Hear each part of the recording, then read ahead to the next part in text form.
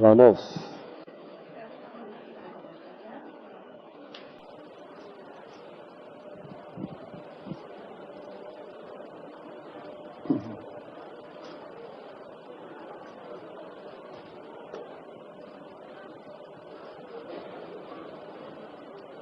A few more seconds. Okay.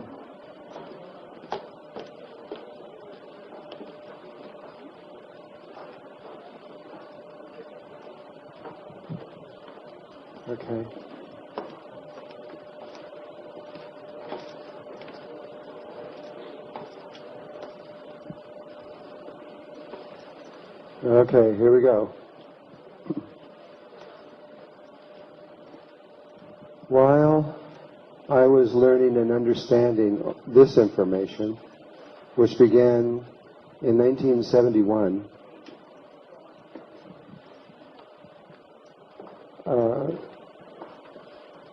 basically from 1971 until about roughly 1996 or 1997, somewhere around in there, I had an experience long about that time that I couldn't understand. I was meditating in my Merkaba, and I was spending a long time meditating in the Merkaba, an hour or more, and everything was sort of normal, when suddenly my body appeared inside of a cave. And it was a rather small cave. It was probably only as big as just this side over here. And it was really real. It was just as real as this. And I couldn't figure out, I was having the experience, and then it went away after a while. And then it happened again, and then again, and then it kept happening. I kept going back to this same place. And I had no idea what this was. As this began to happen, I had a friend, Pete Carroll, who was the head coach for a football team, the New York Jets. And he kept wanting me to get in contact with this woman. He said, you got to meet this lady. She's very unusual. And I kept going, well, yeah, but I'm really busy. I don't have time to do this. And so I kept putting him off because I was so busy. Finally, after a few months, he says, look, you've got to do this. And so I'm going to take your phone number and give it to her so she can call you. And I said, okay. And she called me, and her name was Marianne Shinfield. This woman was an anomaly. She was very, very unusual. She was completely blind, but she could see. She had no eyes, but she could watch television and read books. She could walk around, down the steps, do anything. You would never know in a million years that she was blind. And I started talking to her, and she was not only unusual in that way, but she was unusual in lots of other ways, because she was able to see not only the outer world, but she could see psychically in ways that were extraordinary. She told me how NASA found out that she was blind but could see, and so they asked to do experiments with her. And I wouldn't have done it. I would have said, nope, sorry. But she did, and basically now she belongs to NASA. They're with her all the time and constantly doing experiments. But one of them was when, in the very beginning, they asked her, okay, well, you can see, but what's going on in there? And she says, well, it's hard to explain, but I'm floating through space. And they said, what do you mean you're floating through space? And she says, well, I'm confined to the solar system, but I can move anywhere in the solar system, and that's what I'm always doing, though my body is on Earth. And I think NASA probably said, sure, because they made a test, and they said, okay, if you're really floating through space, then go along this particular satellite we have up there and read a number off of it. It's on the satellite, and we'll believe you. So she did. She read the number off the satellite, and of course, every flag that NASA had went up, and they started using her. And they started having her go to different planets and look around and to all kinds of things, and they began to realize that what she was seeing was just like being there. She was real. At the time that I met her was when those 21 fragments of a planet of rock came through asteroids, and they were the ones that went around the sun and came back and went and slammed into the surface of Jupiter.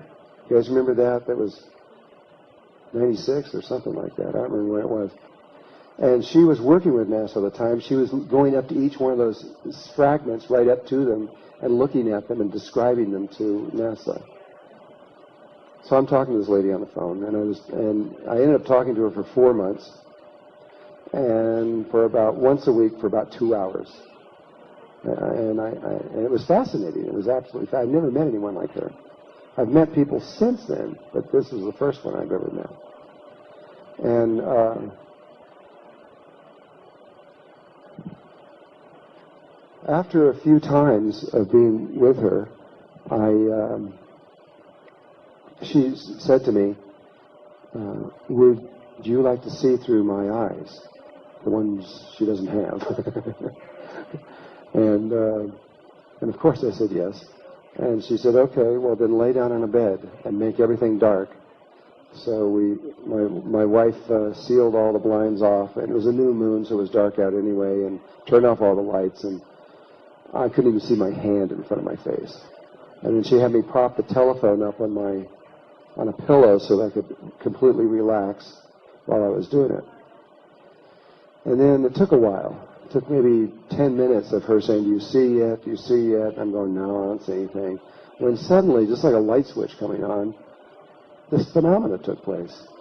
Sitting in front of me, maybe only this far in front of me, was a television screen or a computer monitor, whatever you want to call it, but it was like in that shape. It was about that big. And when you look, but it was really more like a window, because when you look through it, it was just like looking outside, only instead of looking outside, I saw stars. It was just the same stars I see up here, but I could look through and see the stars. And around this television screen were little tiny TV screens that were about 2 inches by 3 inches, and they were mounted all around the outer edge of the screen, and they had images that were moving on them very, very fast. I mean, they were just going flip, flip, flip, flip, flip, flip, flip, flip. About as you could recognize them, but they were moving as fast as you could possibly recognize and still see what they were.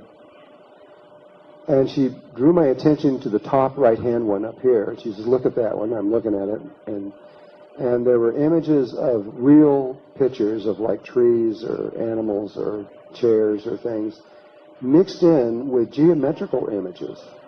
They were shuffled together, moving really fast. And she said, "That window tells me what's around my body on Earth. So I can look at that and watch television or read a book or walk around or open the refrigerator because I know what's around my body." And she then told me the window on the bottom left side. She only told me 2 windows out of all these windows. And this one over here, she says, "This is how I talk to my brothers and sisters." Well, there were ETs on this thing, and so what she was talking about is other ET races she could communicate through here. And let me make a long story short. Basically, I had a long experience with her. It was about 2 hours long, and I was looking through her eyes, and we went down, we looked at the comets, and we saw all these different things happen. And then after that, she only did this one time, and then after that, we communicated in images and mixed in with geometrical images. That was the whole communication. It was a kind of a strange thing talking to somebody. She'd say, "Okay, icosahedron, and now a tree," and things like this. And she'd make me draw them down And somehow I just knew what she was talking about on really deep levels this way. And then after 4 months, it ended. We both agreed that we were done with whatever we were doing. She left. I've never seen her since. But this phenomena of seeing this inner screen with these little screens around it, that was I got a lot of very unusual experiences. I don't know how I got them, but I've got them. And I got this little file I called my weird file. And I put these kind of things away. I don't discount them or anything, but I just wait to see if they'll just connect with something else on some other level, because I couldn't tie what she was doing into anything else that I knew. Several years went by, maybe 3-4 years went by, and I was here in Mexico giving a workshop. It was I think it was an Earth Sky workshop, which is an advanced level of the Flower of Life. And I was talking about another phenomenon that was going on in China. In 1974, the Chinese government discovered this young Chinese boy, I think he was about 10 or 12 years old, who could see with his ears. He could see with his ears just as well as you could see with your eyes. They could seal his eyes off. They could duct tape them off. And he could still see perfectly just by turning his ears around and seeing. Well, if it was only one kid, then that would be kind of like Marianne Shinfield. It would just be one person. But they then found another one, and then another one, then another one. And then they started finding ones that could see with different parts of their bodies. One could see with his ears, one could see with the tip of his nose, one could see with his mouth, with the tip of his tongue. Others could see with their armpits. Some could see with their feet or their hands. Some could see with their hair. I think those are all the different parts that they could see with. And so they would choose different ones. And some could see with more than one part. Some could see with 2 or 3 different areas of their body at once. Sounds outrageous, but this phenomena is not. It's absolutely scientifically documented on every level of science within our world. It's now been documented through Nature Journal, which is one of the most prestigious journals in the world, as well as Science News and Omni Magazine, and on and on and on, that have, they don't understand it, but they have documented that it's fact and it's true. They've now found 100,000 children that can do this. It's not just 2 or 3. And they're still showing up in mass now, more and more and more. That was about 8 years ago, they were at 100,000. Now it's just climbing right off the scale. And so far, nobody's been able to figure out what the heck it means or why they can do that. Omni Magazine was now first, from 1974 until 1984, the Chinese government and the scientific community there discounted it completely and said it was fake. In fact, they even made newspapers dedicated only to the propaganda of letting the Chinese population believe that this was a fake. Until 1984, when they reached, that's when they reached 100,000, was in 1984. And then there just became so many of these kids everywhere that were doing it that they finally gave in and realized that it was true. And that's when the rest of the world began to realize it was true. And then they, instead of denying it, they began to make schools to collect them, to begin to study them. And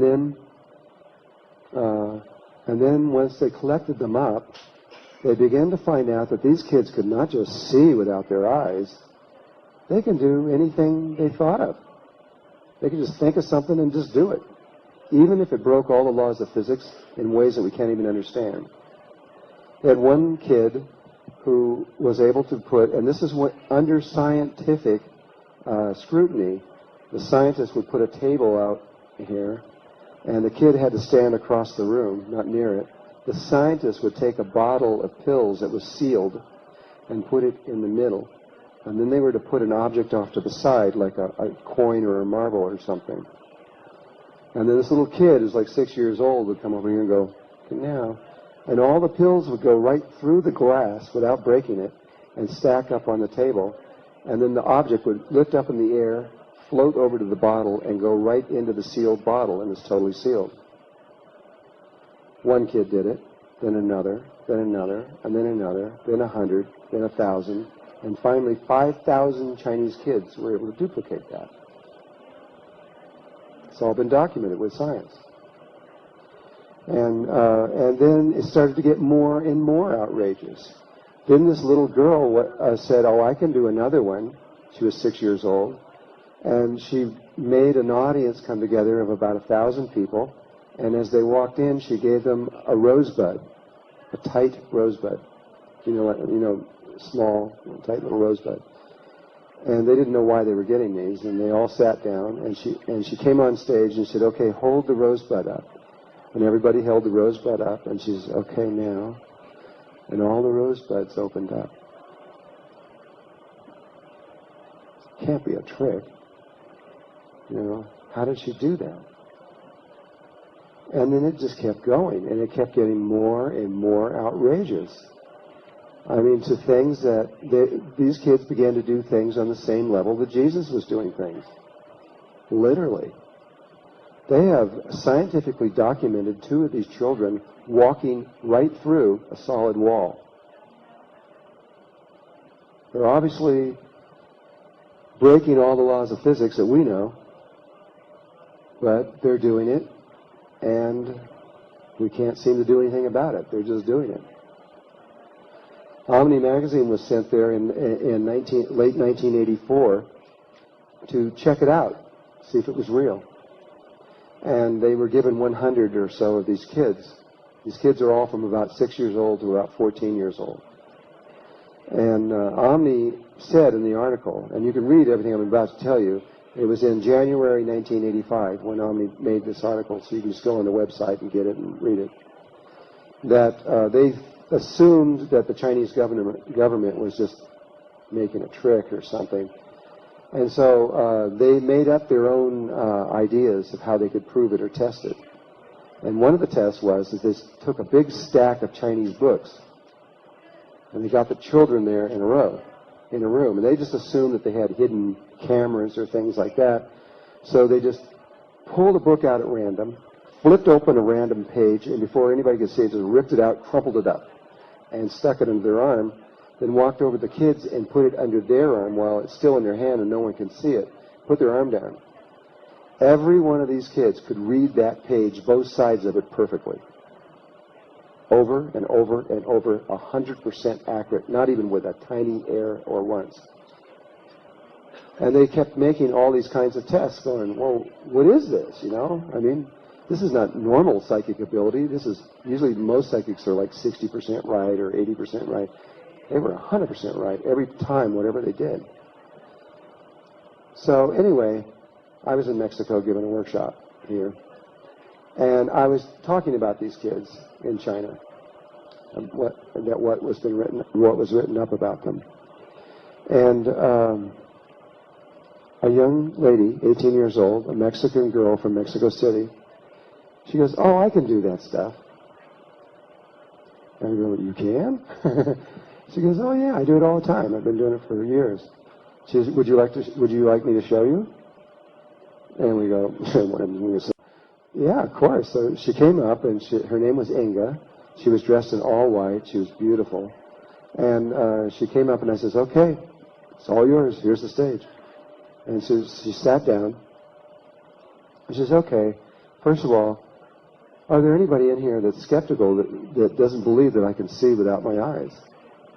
And everybody sat there, and finally 2 young men stood up and said, "Oh, come on, you can't see without your eyes." And she goes, "Well, would you 2 come up here then?" And she sat them down and says, "Here's what I'm going to do." And she took tissue paper, and put it in their eyes, and then had this long gold scarf and wrapped the scarf around and around and around their eyes with a tissue paper so nothing would go out until she said, "Now, can you see?" And the guy goes, "No, I can't see a thing." Okay. And she did it to the other guy. He says, "Can you see?" And he goes, "No, I can't see a thing." She says, "Okay, do it to me." So they put the tissue paper into the eyes and wrapped this thing around and made sure it's not there. She says, "Are you satisfied that I can't see?" They go, "Yeah, I don't think you can see."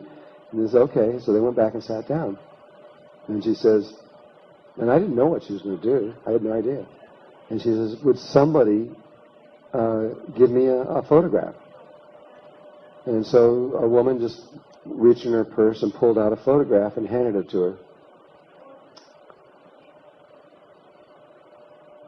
It was handed to her upside down. She immediately turned it right side up, and her finger went like this. And so then she describes the photograph as though she's just looking at it perfectly. It was a couch sitting in a living room with 4 people on the couch with just a photograph. I mean, a painting behind the couch, and it was not just an ordinary photograph. And so she describes it in detail: the color, the people. There were 3 females and a male, like that. And she says, and I thought that was it. I thought that was it. And I started to reach for the photograph, and she said, "Is there anything you'd like to know about this photograph?" And the lady says, "Well, what do you mean?" She says, "I can tell you anything. I can tell you who took the photograph, what their name is and their phone number is, and what they were thinking at the time, if you want. I can walk through your house. I can tell you where your house is. I can give you your name and address and phone number. I can tell you all the names of the people on the couch, or anything you want. What do you want?" She goes, "You can?" She goes, "Okay.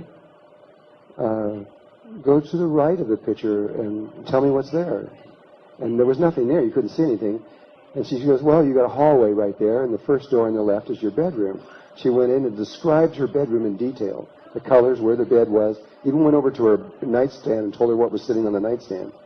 Then she went out across the door into the next one, which was into her bathroom, and described the bathroom exactly, the colors, the size, the shape, and what it was, and everything. And the woman says, "That's enough." She says, that's absolutely correct. And so she handed her back, and she says, "Is there anybody else has a photograph?" Well, one of these guys jumps up and says, "Come on, you rigged this before. You know this lady. She gave you the thing." He says, "Let me give you something of mine." She goes, "Okay." So he reaches in his wallet and gives her his driver's license. But he turns it upside down and backwards when he hands it to her. She immediately turns it right side up and frontwards. And her little finger goes like this. She goes, "It's your driver's license." And she reads off the numbers and addresses and all the stuff on there like that. And he goes, "I don't know how you're doing it, but you're faking this somehow." He says, You are not convincing me. Tell me something that only I know. That only I know. No one else knows." And this little smile comes on her face. She goes, "Okay." And he was there with her girlfriend. She was sitting next to her, but he was standing up here now. And he goes, "You have 2 girlfriends." and their names are da-da-da-da-da-da, which was one of them that was here. And they don't know about each other. And he starts to go on further, and she's up straight in her chair, and he grabs the license plate out of her, or the thing out of her, and she goes, "That's enough," and walks down and sits down, and she's, and we didn't hear from him ever again. And then other photographs were handed to her by lots of people. Lots and lots of people. And she could go into those photographs and just tell you everything. In fact, there isn't anything that she couldn't tell you. Anything you can think of. She could give you the birth date. She could tell you where you were born. She could even tell you the day you're going to die, down to the minute and where and how. She could tell you anything in the future. Tell you anything. As outrageous as it seems, that audience was pretty shocked, I'm sure. Well, later, I brought her to my house. We've become very good friends, and along with her mother, Ema. And for 3 days, I performed all kinds of experiments. And some experiments that were, you just couldn't fake, not in a million years. I had a whole bunch of bottles of water that we were analyzing. And they were just lettered A, B, C, D, like that. And they all looked the same, except in them were different chemical makeups. Well, she was able to hold the bottle just for a second and tell me exactly what was in the water. Some of those bottles of water, I knew what it was, so she could have been getting it from my mind. But there were about half of them, I had no idea, and some guy in some lab somewhere in the world knew where it was, but she still nailed every single one of them right. And I kept going on all kinds of things, and it didn't matter what I did. She was 100% perfect on everything. And this was fascinating. Then finally, after a couple of days, I was sitting here, and we were doing a break. She was just hanging out on the couch, and I was hanging out on the couch. And we were breaking, we're just talking. And I said, Inga, I was curious. I said, what do you see when you close your eyes and you're blindfolded? What do you see inside? What happened? What's going on in there? And she said, oh, it's not important. And I said, well, yeah, it is. I'm curious. Just try to tell me what's going on inside there, in your head. And she didn't want to tell me, and I had to keep pushing it. And finally, like about 10 minutes of pushing her, she says, well, it's weird. That's why I don't want to tell you. It looks like a little computer screen inside there with these little tiny computer screens around the outside. I almost fell off the couch. It was the last thing in the world I thought she was going to tell me. I mean, here it was, exactly the same as Marianne Shenfield. I said, I know what that is. She goes, I know you know what that is. She says, the reason I came to your workshop was because I saw your poster, and when I saw the poster, I knew you were connected to this, and that's why I wanted to connect with you. And I says, oh, okay. And so when she left, after she left, then I'm thinking, well, do all the kids in China also see the center screen? So there was a book written about these kids in China called China's Super Psychics, and it was written by a man named Paul Dong. So I found out where he was, and he was in California. He was 72 years old, and I called him up. Really nice guy. We talked for about 2 hours, and it was really, I got lots of good information. But somewhere in that conversation, I said to him, Paul, you've been studying these kids for 15 years or so. What do they see inside their head? And he went through the same thing. He didn't want to tell me. And finally he says, well, I don't really know. I've never experienced it, but a lot of these kids tell us they see some kind of computer screen or television screen inside their head. And I said, they have these little windows around the outside. And he goes, I don't know anything about that. All they say is it's some kind of screen that they see inside their head. And I go, and so now all of my little wheels in my head are going, wow, I know what this is. And it's all tied to darkness. They go in and they seal their eyes off, just like Marianne Shenfield, who was blind. They don't want any light. Not any. They don't want one photon getting in there if they can. They want it completely dark. And this is a huge key in the new consciousness that's unfolding. I found out from her that there were 2 schools here in Mexico City that teach this, and that she had over 1,000 friends that could do this in Mexico City. Other Mexican kids that were able to see with their hands or their feet or other levels and could know anything about what they're looking at. Then I found out that there were 3 schools in Russia, and I was able to do research when I was in Russia around all of this, and they've known about it for a long time. They're far more advanced in Russia over Mexico or China. They've got kids there that can do things that these kids have never thought about. That's the whole thing. One kid has to think of something, and then once they think of something, then all the other kids says, oh, I can do that, and they can do the same thing. It's just like they just have to imagine something, and then they're there. The kids in Russia can just pick up a book, hold it for a second, and they got the book, not only on their inner screen like a computer where they can scroll down and look at it, but they instantaneously know everything that author knows about that subject. They know it all. Whatever he knew, or she knew, they know. And lots and lots and lots. I mean, I'm just touching on some of the subjects of what they've done. The Chinese are even able to change DNA molecules just by looking at them. And they through scientific study where they're looking at the molecule, and the kids just look at it, and they can actually alter the codons and everything inside that, which implies awesome possibilities of evolution.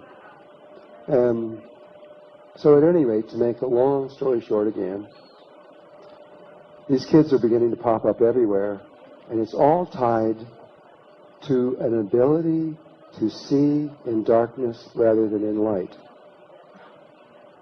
With a lot of research and a lot of study, since I know this is true because I had the experience, it's not like I'm guessing. I know, I understand what they're doing. I've been doing a lot of research around this. Recently, I took a group through the Four Corners area of the United States, doing ceremony with the Anasazi Indians. And when I was in the Navajo Nation, we were going into something called Antelope Canyon. And it belongs to the Navajo Nation, and it's one of the most remarkable places I've ever been in my life. But when we were to get there, the only way they'll do it is they make you get out of the car, and they drive you there. They won't let you go there. And this Navajo shaman, he was maybe 35, 40 years old, and his two grandmothers, who were in their 50s and 60s, well, probably 60s at least. They each drove a truck out to about 20 miles on this dirt road out to where we were.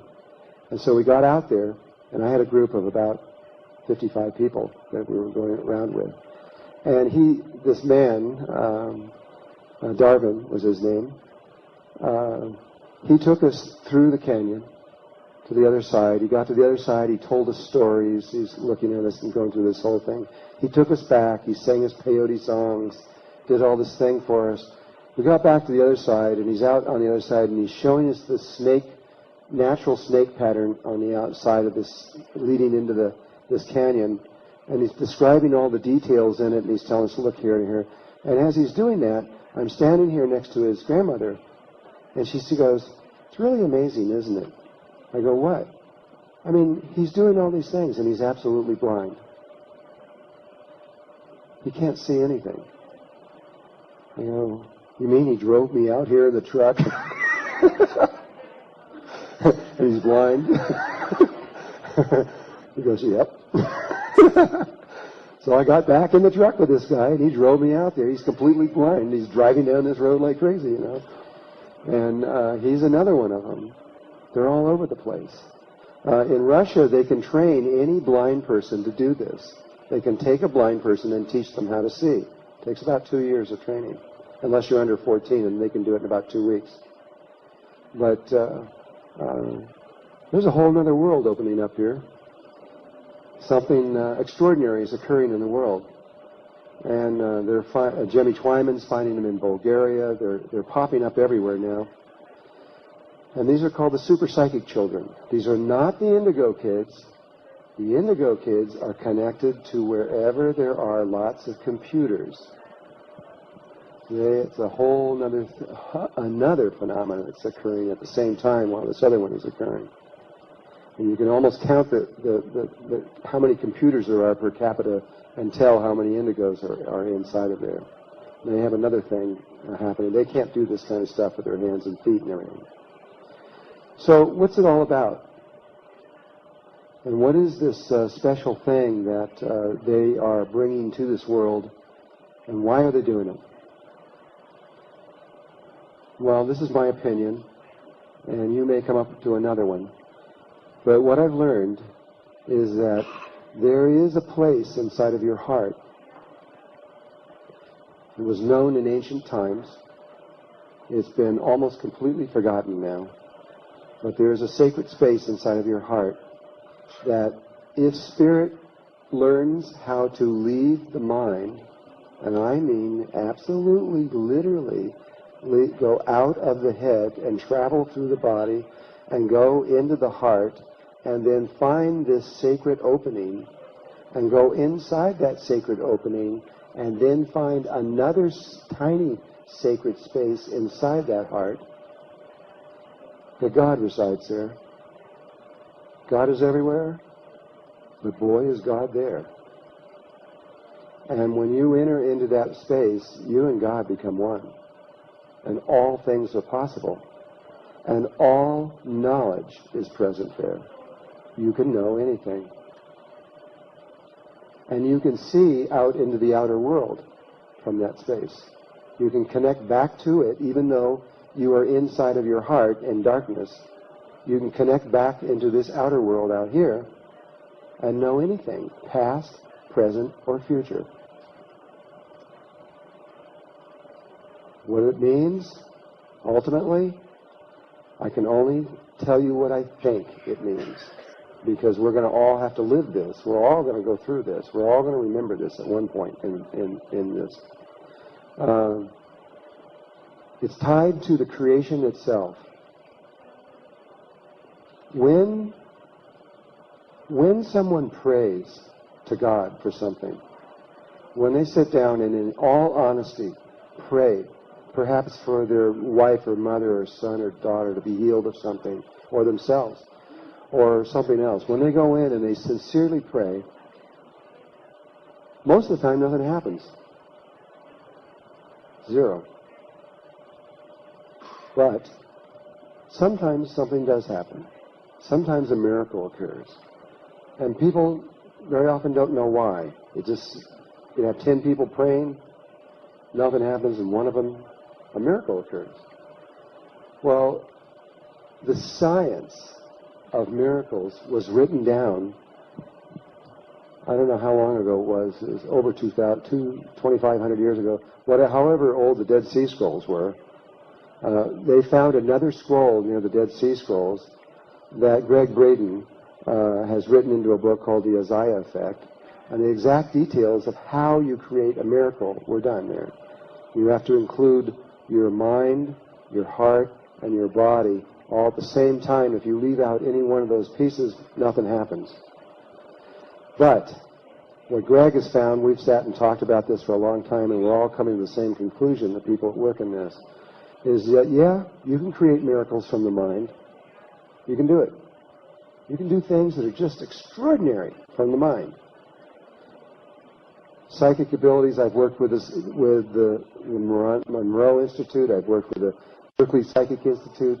I've done and seen things that most people would never believe, but I've seen it. But nevertheless, it's still coming from the mind. But the mind has one big problem. The mind is a polarized instrument that is polarized left and right. It's polarized again with the front and back lobes. Everything in it, as it looks out into this one reality, sees everything as polarized. And anything it creates through this mind always creates a polarized reality. And so if you're praying for world peace, you're going to get world peace, but you're also going to get world war. If you're what you pray for, if you're in the mind when you do it, you're going to get the sides of the coin, both the light and the dark of that thing. And you can't help it because the instrument that you're doing it through is polarized. But if you learn how to leave the mind and go into the sacred place in the heart, you can create from there. The heart doesn't know polarization. It only knows oneness and unity. It cares about all levels of life and doesn't see any particular level of life of creating. It doesn't have any thought patterns or logic in it at all. It uses the dream process. And it uses feelings and emotions. It's feminine rather than masculine. And it doesn't, and because it isn't using logic, things don't have to get from A to B logically. Psychic phenomena, you can actually track all psychic phenomena and explain it. The military's been working with that for years, both Russian and Chinese and the United States that I know of for sure. You can track every psychic phenomena back exactly. You could explain it on how it took place. But you can't explain the creation patterns that happen from the heart. If you do the psychic patterns from the mind, it will appear as a coincidence. But if you do the if you do it from the heart, it appears out of nowhere. If you're trying to get an apple in your hand and you're doing it psychically, there's going to be some logical pattern where someone was doing it. I used to always I knew all this and I was trying to experiment with it before I knew about the heart. So I was always trying to manifest an orange. I used to sit for hours. There's an orange in my hand. I could see it. I could feel it. Trying to make this orange happen in my hand. And it never would happen. But I kept believing in it, and I kept trying it because I knew the possibilities of what it was doing it. And then one day I was in a meditation group with about 6 or 7 people, and we were all sitting there meditating. And I was meditating for about an hour. And then I said, I'm going to try this orange thing. Nobody knew I was doing it but me. And so I held my little hand out here like that, and I said, there's an orange in my hand. I could feel it. I'm thinking about it. I'm sitting there, and somebody in the room went in the other room, came in there, and dropped an orange in my hand. The impact was incredible. I just went, whoa, it's there.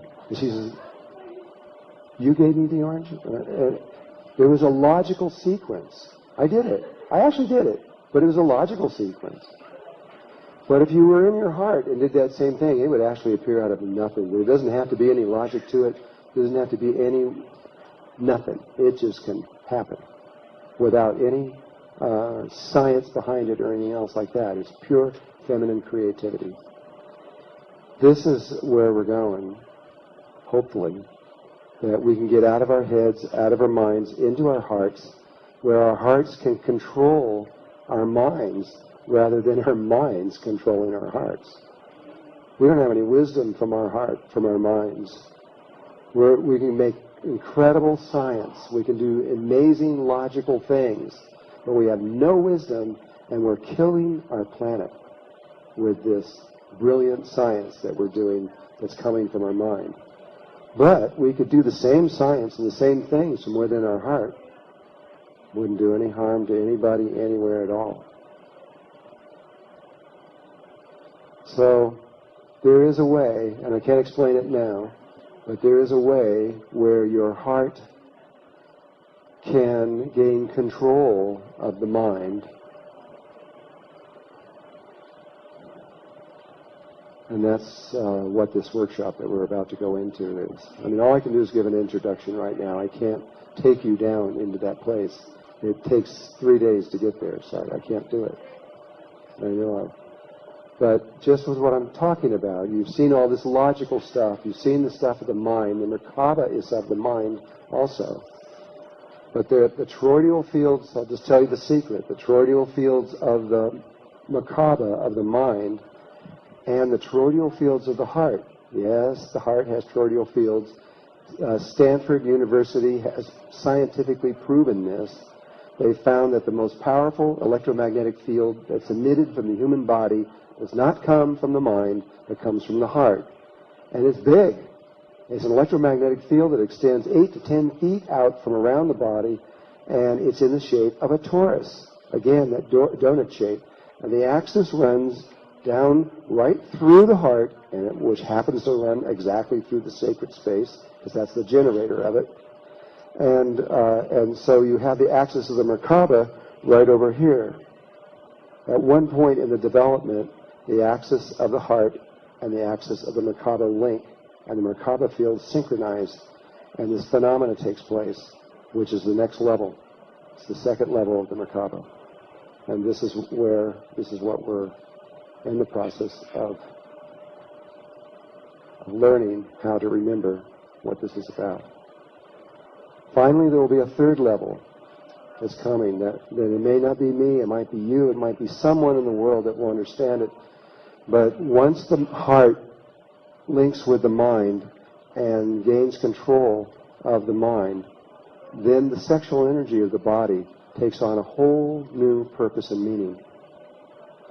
What's associated with creativity, the creation? How is a new human being born? It's through conception, and it's through sexual energy that takes place.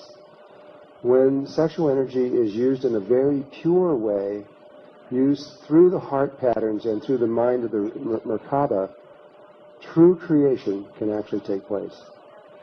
Anything's possible at that point, and this is where we're leading to. And this is how we're going to get out of these problems that we've got, that we have created in our mind. I wish I could go deeper into all of this, but I really can't without a lot more training that I could take you through. But it's all I can do right now.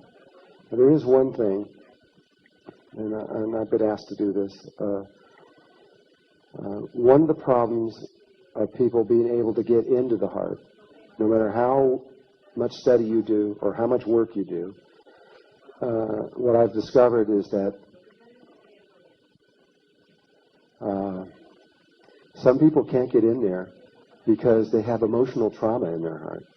They've been rejected by a mate, or they've had a divorce, or something's happened that has hurt so bad that they've sealed it. And when they go into their heart, they feel that pain, and they go back out and they go, I can't go in there, it hurts. And so in many different shades of that same experience, for one reason or another, they can't get in there. And the only way that we can get them in there is through healing the emotional heart of their heart space. And so we've developed a system in the school to do that, but it's not real good. Ideally, you actually have therapy. You go through therapy to solve the emotional problems before you begin to do this heart work. This would be the most perfect thing to do. And there are many really good people out there in the world. We're very fortunate now because they're all over. The science has been built very high. My wife is also involved in this, and she has a system that's 4,000 years old that came from the original people who first wrote about the Merkaba. She's trained as a psychologist from Harvard and all this stuff, but she just threw that out. That was useless for what she learned, and studied from the people who had learned this. They were all a 96-year-old lady in Jerusalem that held this pattern. And so there is ways we're using images that are inside the body to solve these problems completely, so that you can go into the heart just like that. And so if this is something that you think you may be involved in, or any, really, truly, any other aspect of spiritual work, no matter what it is, or what level it is that you're working in, the emotional body must be healed first. They knew this in Egypt, and they knew it in Greece, they knew it all over. And but anyway, my wife will be here, when is it, in September? September 7th. Okay, so approximately that time. And if you're interested in her helping you in that way, Conchita can help you. You can find other ways. That's not my wife's not the only way. There's lots of others that can help you. But without that emotional balance, you can't do this properly. It won't work. So this is what the work is. This is what the Flower of Life is involved in, these three levels. The first one is the Merkaba. The second one has to do with the heart and the heart spaces and what's involved in that. And finally, the work with the sexual energy and how to work with all of that. And though the sexual programs will probably not be out there for at least a year or two. So, that's it. Now, if there's any questions, I'll do what I can to answer them. If you have a question, if you could come up here to this microphone and ask the question, I'll do it. If you feel to go now, you can. It's up to you. You don't have to do this. But if you want to watch, or if there's something else that you want to follow through there, I'll stay here for another half hour or so. Sí, vamos a dedicar algún momento para preguntas. Las personas que deseen hacer preguntas, si se acercan aquí y hacen una fila, por favor, y les vamos dando el micrófono. Vamos a dedicar un poco de tiempo, no demasiado, porque no podemos estarnos toda la noche, pero lo que podamos. Es que nos emocionamos y luego aquí no nos vamos nunca. Si alguien quiere acercarse. Yo quería saber un poco de los niños índigos. The indigo children are, okay, if you look at the mind, it's divided into the left and the right side.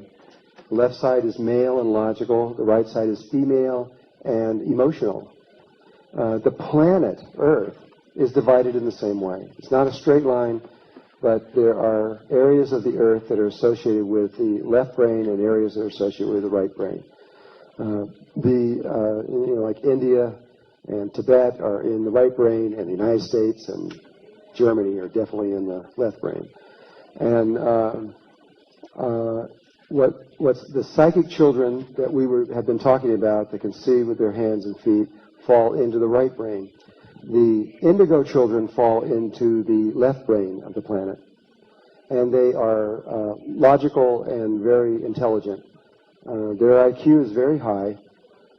It's somewhere in the 130s, 136 or so is approximately in there.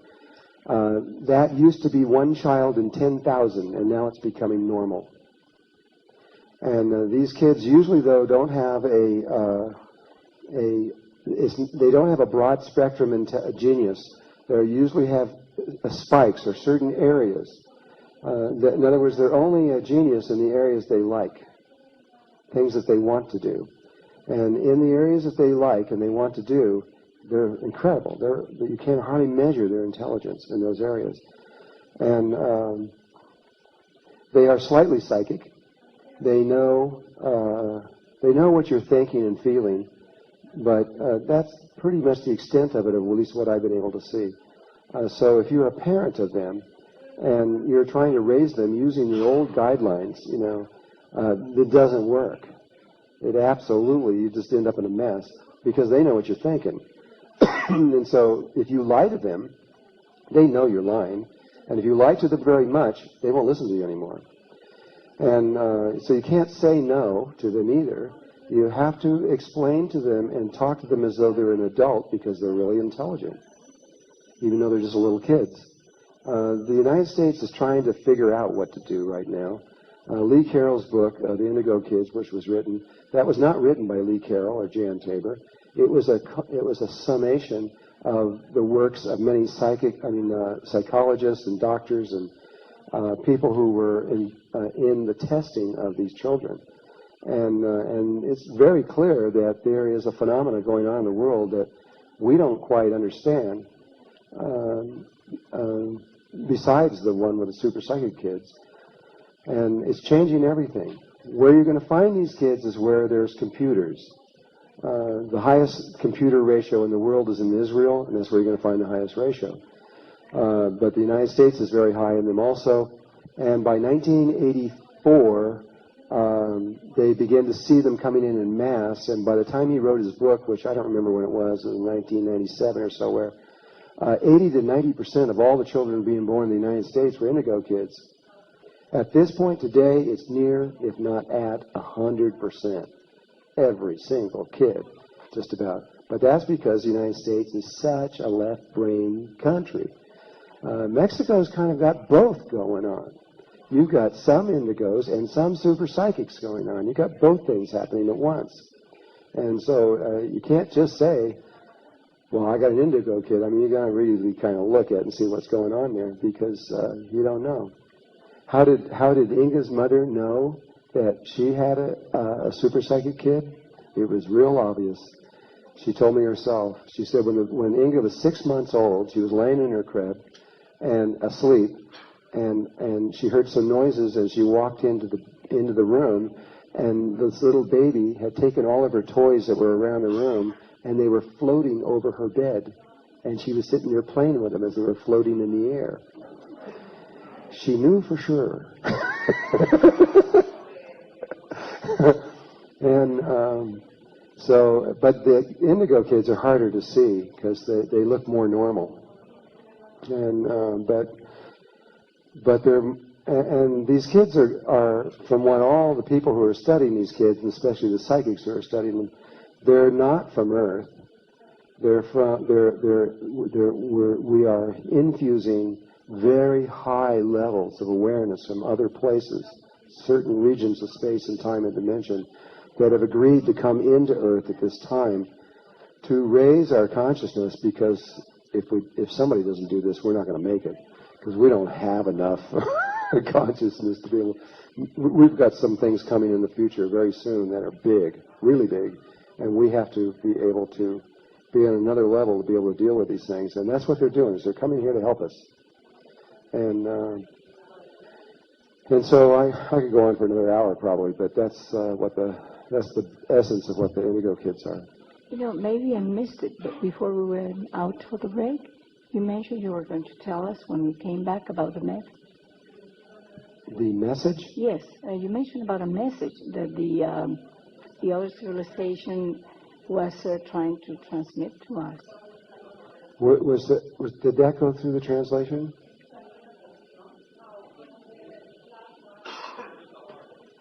Oh, the plasma ships. Well, their message, what their message is, as I understand it from them, is exactly what I'm talking about. The thing that we need to know about ourselves is about our heart, and that if we know that we can go in there, we can change the outer world. All the polluted oceans, the ozone, the problems, the stuff, all the things that look hopelessly like you can't fix them, well, you can, and more, if we learn to change from our mind to our heart and get inside of there. And eventually this leads into a place where you become pure light. And whatever you think happens, whatever you feel, whatever you dream actually happens. The message, though, will have to be delivered by them and exactly how they want it. But I know that it is in this area of what this message is. I can't tell you exactly what they're going to say, but it is in that area what they want to say to us. That's about all I can say on that. Okay.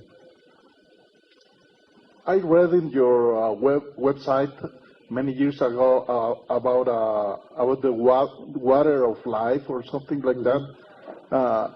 What's about that water now? Is healing the earth? Well, we've been studying water for, I don't know, 12, 14 years.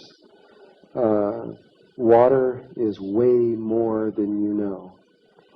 There is potential in water that is, all of our energy problems could be over with water in ways that we can't even imagine right now. What we're finding is incredible. But along that line of testing, we came across a water that came out of Turkey. And that water held the potential of healing all the rivers and lakes and everything of the environment.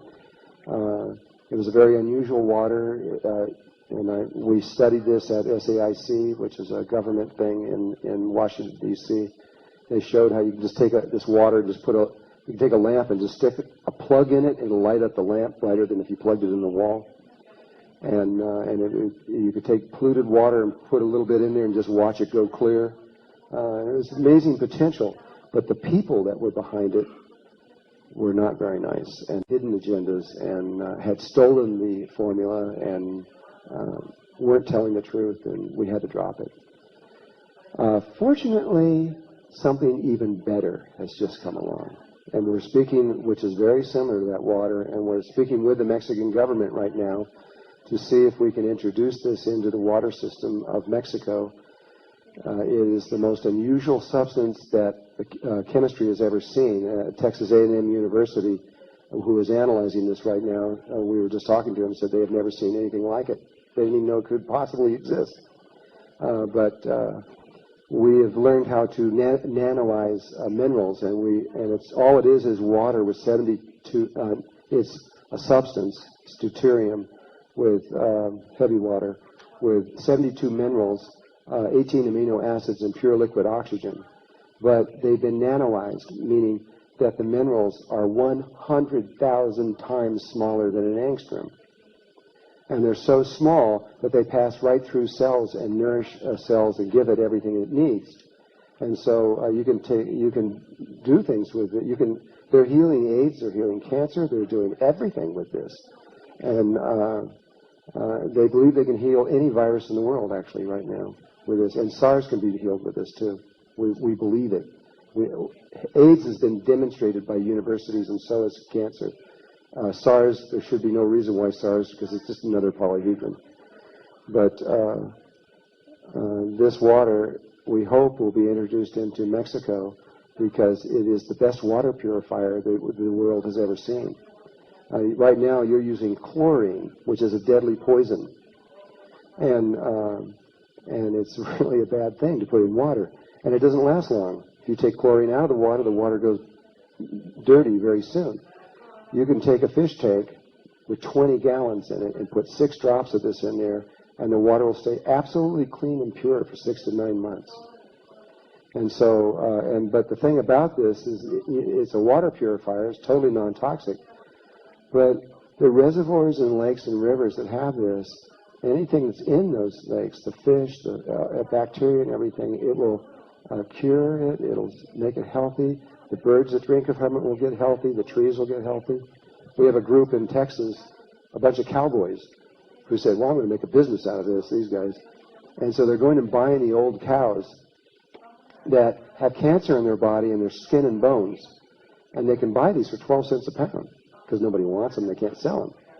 And they're taking these old beat-up cows and bringing them back and feeding them this water. And all their cancer is going away, and they're getting fat and healthy and selling them and making money, and they think it's a great thing. But this water holds a huge potential, and my feeling is that I'm hoping that Mexico will be able to do the testing and see what it is and introduce it into the water system. It's a good thing. It's a really good thing. Turkish water, unfortunately, you're never going to see it happen because they could only make little tiny quantities of it. Okay. ¿Alguno de los niños psíquicos que pudieron ver el futuro dijeron algo acerca del futuro de la humanidad? What psychic children? De los niños superpsíquicos que comentó que podían ver el futuro.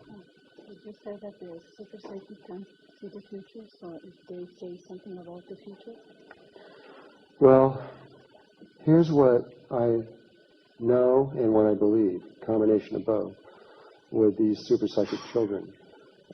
First of all, Inga and other ones that I've talked to are having a really hard time because, like when Inga was going through high school and dating, for example, she'd date a guy, but she knew everything he was thinking.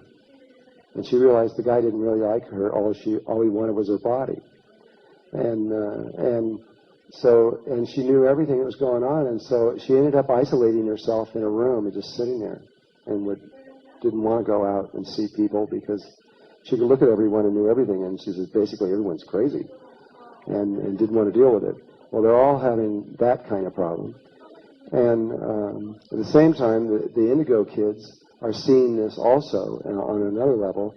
These kids in the United States and other places that are running around with machine guns and killing all the kids in schools, those are indigo kids because they're just so angry that they're in this world that is so messed up. It's okay. They're going to go through all this stuff, but they're slowly going to begin to link. And I knew this from 1971. The angels talked about them for a long time, told me that they were coming, told me that they would begin to come in 1972. Science has only been able to document it back to 1974, but I know they started actually in 1972, and said that eventually what would happen is a day would come when all these children, both the indigos and the super psychics, both the left and the right side of the brain of the world, stretching across all the countries of the world, would link and become a single living being. Just as you are 10 trillion cells in your body, they have all linked together and become you, and have one will, one thought, and one path.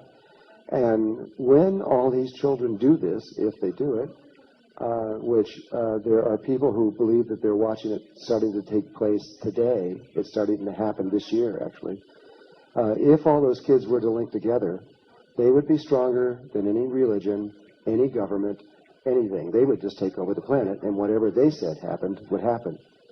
And what did Jesus say about this? Jesus was really clear about this particular time. He said that it would be the children who would lead the way. They would be the ones that would take us into the higher levels of consciousness. And that's exactly what happened. He also, or I believe that's what's going to happen. He also said another thing. He said that in terms of the second coming, of his second coming, that he would come in the hearts of the multitude. In the hearts of the multitude. As the people, that's where the Christ, the second coming, emerges. So between that understanding and the children, you're going to see a phenomena happening over the earth over the next 10 years. That is, the earth is going to change. We're going to be a different place completely. So that's what I feel about the children.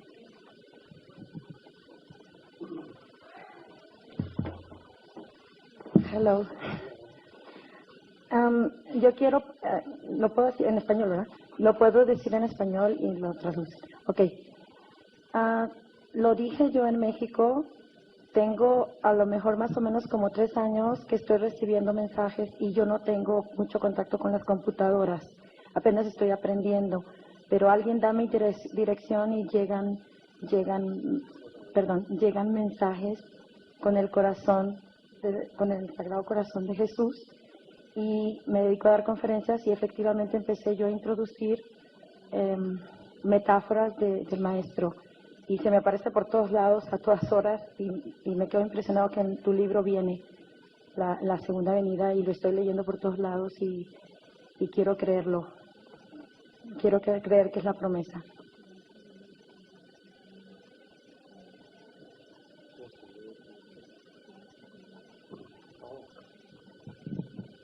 You want to believe in the second coming of Jesus? Well, I believe in it. I believe it will occur, but I don't believe it's going to happen in the way that most Christians believe it's going to happen. It isn't him coming here, though he may, but it's all of us becoming like him, becoming the Christ at once. That's the second coming. Okay. Any more? Okay. One more question, and I think then we're going to end. Okay. Bueno, yo quiero preguntar porque fue una coincidencia para venir aquí a la conferencia. Compré un libro de la Cábala en donde menciona la Merkaba como carroza divina. Entonces, yo quería preguntar si es la misma que nosotros formamos, o sea, y habla del trono, para encontrar el trono de Dios. Yeah, they're one and the same. The Kabbalah and also in the Torah describe the vehicle of light, the Merkaba, equally, and they are one and the same. It's the same thing. Okay, everybody. Thank you. I hope this was helpful for you. And I love you guys. Okay. Bye-bye.